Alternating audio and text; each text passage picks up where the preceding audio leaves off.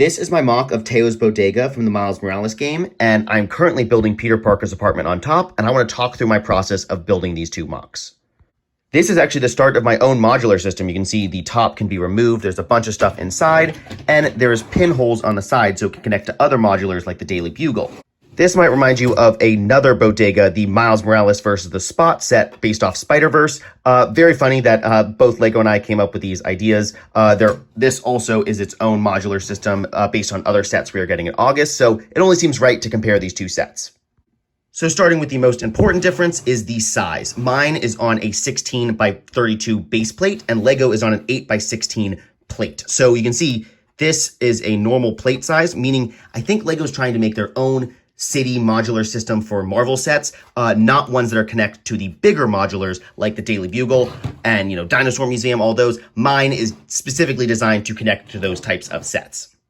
Also, based off number of pieces, mine is twice as big, but to be fair, Lego also had a side build in theirs of the police car, but mine is close to 800 pieces. And you can see, and there's a full interior with a lot of space for minifigures. Another clear difference is the amount of sidewalk. There's not much on the official Lego set. Mine, I really wanted to focus on that. Not only so it fits in better with other modulars, but as you can see, I love displaying civilians around my city. All of these are customs I made based off characters from the PlayStation game. So really important for me to include that in my city. Another thing is Lego obviously has the use of stickers, and a lot of bodegas have a lot of, these signs and everything, what you can get in the store, very colorful to bring people into the store. I could not do that. So I had to resort to just jumpers. I used a lot of colorful ones to try to, grab attention, similar to what, the purpose of all the wording is. And then I have these tiles here. Those are printed tiles. And then the Teo sign is actually just brick built. So it actually falls out really easily, which is something I definitely want to fix in a future version of this set. One thing that makes my set a million times better than any Lego set ever is I have Spider-Cat. So let's look at the interior where Spider-Cat is. First, we have these hanging signs. So in the game, those are actually kind of outside underneath the overhang, but I just included them in here to kind of fill in some of this negative space up at the top of the build, but I'm going to take them off now so we can get access to a lot of the other stuff. Most importantly, we got Spider-Cat back there. So there is no official Spider-Cat. There's no way to get a cat with a Spider-Man mask on. So I just resorted to using the Spider-Man colors for the bed that she's sitting on. And then you can see behind, there's some shelves there and then some sweet treats down below the counter, like a lot of convenience stores that I visit. And then you can see, actually, I do have some stickers in the set. This is from Friendly Neighborhood 1934 on Etsy. They make a lot of great stuff. You have, a Mary Jane magazine here. Some the pictures, very similar to a lot of stickers that we get in the big modulars. So I really wanted to include those here. And then in the middle, we have this, shelving with a bunch of items on it. You kind of just, went crazy, but we have the cereal. Ideally, these would be Spider-O's from the Spider-Verse movie, but we don't have that tile. But I have that. And then you can see there's a lot of space for figures. That's one big thing. I had, some of these jumper plates, so you could put minifigures in here. Even though, ideally, there would be a lot more of these shelves in a bodega like this in New York. I just wanted to have that extra space. And then in the corner here, we have an ATM, that magazine rack, and then one of the freezers. Usually there's like more standing up freezers, like, a fridge. But a lot of convenience stores have these ones that are on the ground, and you can see you have ice cream in there, some milk, some ice and stuff. This is the pinhole to attach to other modular buildings, because that's, big important part about this. And then back here, this is the Puerto Rican flag, which is directly from the video game. It's also an important part of Miles Morales' heritage, so I wanted to make sure to include that here. And then another important part of the bodega is over here. There's a vent with a backpack of Peter Parker's inside. He can access it from the side. So just a fun little detail I wanted to include.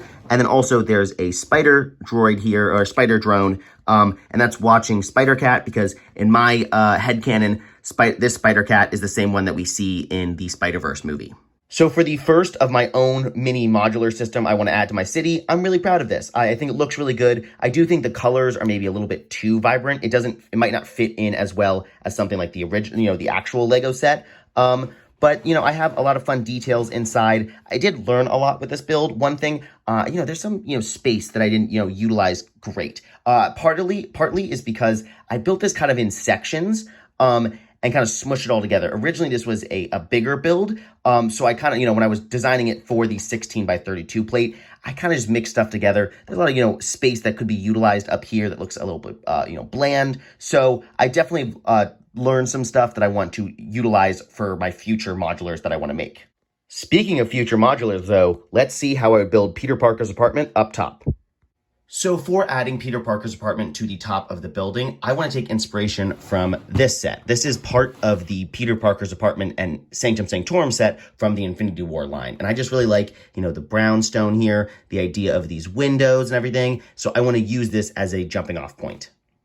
So one of the big things about this Peter Parker's apartment is that it's very flat. You can kind of see here, there's not much texture to the build, and it looks much more like a playset when I want this to look more like a modular. So I do want to take kind of the inspiration of these windows, the dark tan masonry bricks. I love those. And then kind of this idea below the windows. I love these bar handles. Great for placing minifigures. So let's see what I made.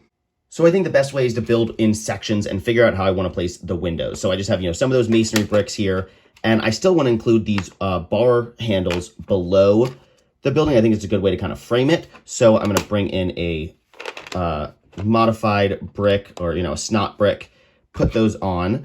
But if I just place the window here, it's going to, it's going to still look flat. So I'm going to offset it a little bit and use some jumper plates. So let me get some, I need to put something behind here to fix it. And then I just got, a few jump plates. The thing here is I'm just, kind of experimenting with this, but this automatically looks a lot better, from the front profile, looks more interesting. If we put another brick here, it's way more interesting to look at than just that flat wall that we originally had. So for the top of the wall, I thought it'd be really cool to include these mud flat pieces. You can see here, it just has that little bit of a lip, which is really interesting. But when I was, experimenting with this, I realized on the main build, there's all these studs, which are really good for like attaching minifigures and stuff, which I would obviously want to do in my city. So I made this one. I figured out if you have brackets here, they perfectly fit. And then, you can attach a web there or, a minifig, action piece. There's one that kind of curve to, have someone jumping out. So if we put a little curve on the top, and then I do actually need another plate here, but then it kind of, perfectly encapsulates. And then this window looks way more interesting than the window here. You can see them side by side. It just, it way better, So as you can see, I built out a whole wall and I think it looks really good. I have some space over here that I'm going to fill in shortly, but it looks good. It fills out the corner. It looks like an apartment, but not just a flat wall, which is important. And as you can see, I have these snot bricks here, and that's because I added this. It adds a little bit more depth to the build, something else that it kind of extends out. But a lot of buildings have this. It's what I noticed while playing a lot of Spider-Man 2, honestly. But it looks good. I did the Lego math, so I know where to put the studs, so it's like flat on the bottom. I would need to put, more snot bricks in there.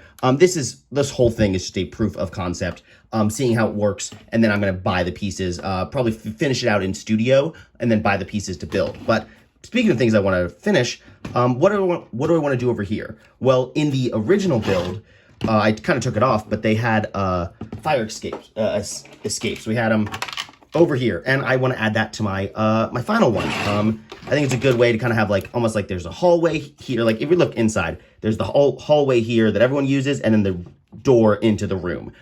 So what am I going to do with this? Well, firstly, I'm going to use this to kind of frame, where the apartment is. And then, I'm literally just going to put this in here. It extends out a lot, but just to kind of get a shape of a fire escape. I would obviously want, to have a hole in here so people can actually get down. But then this can actually, kind of fold up a bit. I'll probably, use some of these other pieces here to make it fold even more. But I really like how this looks. It looks like a New York apartment, but let's see how it looks on top of the bodega.